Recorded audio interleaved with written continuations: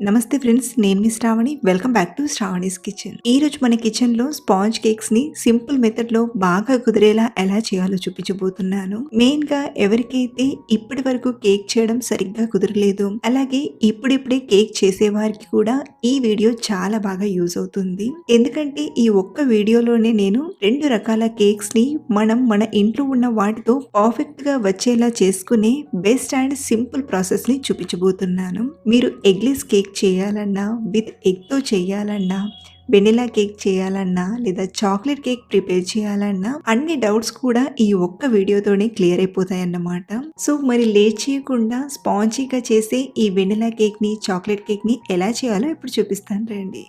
ముందుగా మనం ఏ కేక్ చేయాలన్నా కేక్ ప్యాన్ ని రెడీ చేసుకోవాలి. ఇక్కడ నేను చేసే 2 కేక్స్ కి 2 కేక్ ప్యాన్ తీసుకున్నాను. మీ దగ్గర కేక్ ప్యాన్ లేకపోతే కింద బాటమ్ సమానంగా ఉండే వేరే గిన్నె